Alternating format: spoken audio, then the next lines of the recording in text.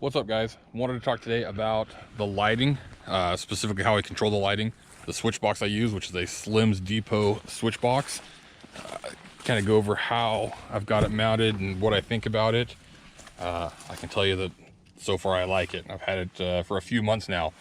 Don't mind the electrical tape, nothing's wrong. It's covering the lights because they're bright when I drive because I don't have anything hooked up to me yet, but we'll go over that in a minute. So first things first, I want to start under the hood, just kind of show how I've got it wired in, show what I used, and again, links to everything that I use will be in the description below, so you can order exactly what I use if you want to and what's worked. So let's get under the hood and show you what's going on under there.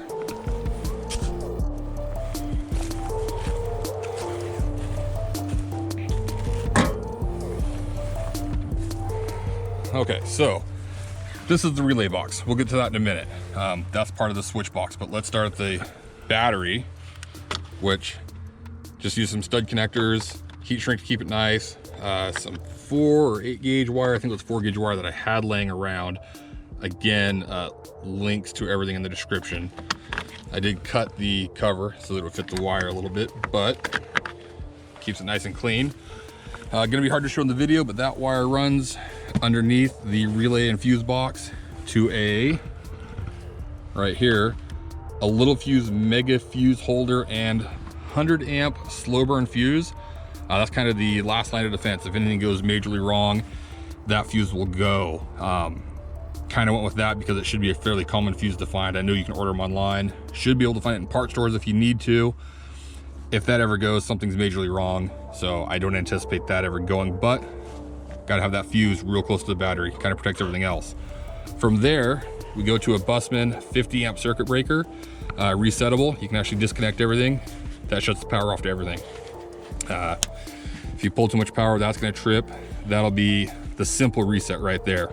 And because I didn't really want to drill or screw holes into the rig, that's just got some Gorilla double-sided tape, which that thing feels like it's bolted. I don't expect that's ever gonna go. In fact, I don't know that I could remove it if I wanted to. And then connected to that is the main lead to the switch box, a couple accessory wires, but I'm using that as my main connection point for power. Now we go to the switch box. There are several different manufacturers, different switches out there. They're all good, I guess. I have not used any of the others, but I went with this one for a couple reasons. One, it's inexpensive. They're about 155 bucks, which is cheap compared to everything else. Two, it uses regular relays and regular fuses.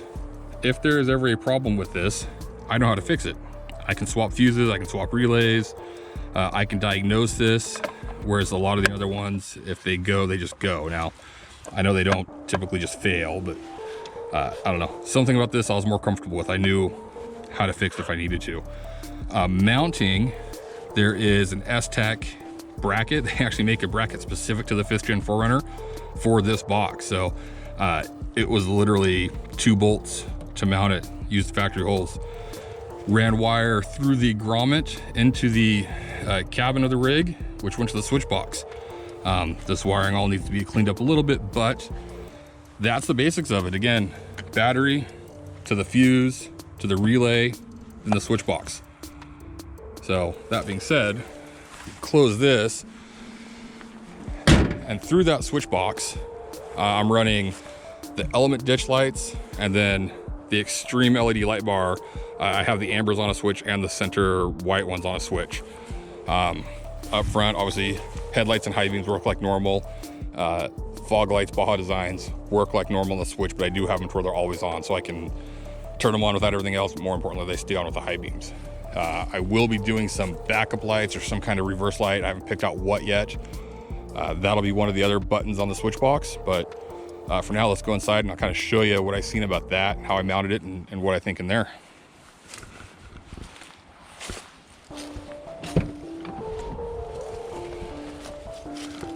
Okay, so again, don't mind the electrical tape. Nothing's wrong. These buttons light up, and because I don't have anything wired to these yet, there's no stickers on them, so they're bright green. Once I get stickers on them, they'll dim down, but for now I just threw electrical tape on them so that it's not glaring. The stickers are selectable. You get a whole sheet of them.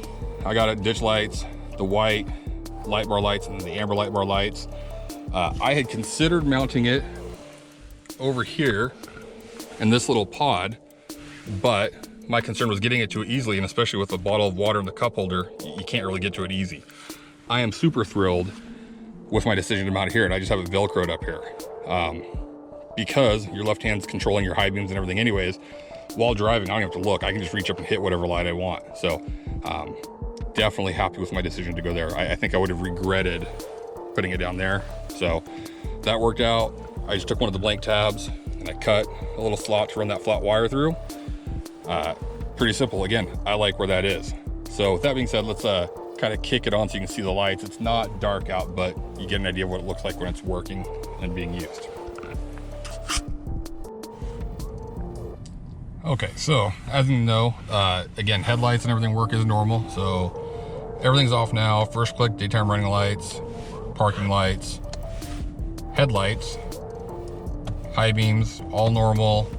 Fog lights, again, with the always on mod, you can have your fog lights on. They stay on with your high beams.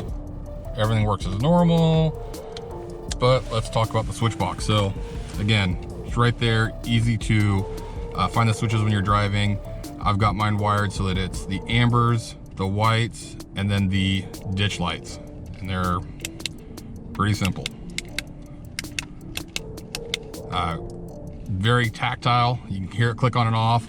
I don't know if it'll show up because it's daytime out, but the switch actually changes color. It goes from green to yellow. At night, it's very easy to tell what's on, so it works out nice. But that's the switch box. It's all just right there.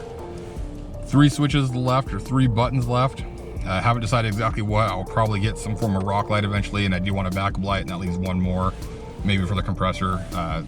They can be whatever, and they're super easy to hook up. So anytime I add something, that's just tapping into the wire under the hood and then grounding it, and the switches are already there. Pretty simple. Again, I really like that. Not much else to go over with that. Like I said, I've been running it for several months. Wiring it was super easy. I've been happy with it. $155, I believe. A link in the description. But I'll put links to everything I used in the description below, so you can wire it up yourself. If you have any questions, let me know. But that's all there is to it. So thank you much. Glad we got this video done before it rained. We're supposed to get a downpour for the next couple days. So that's that.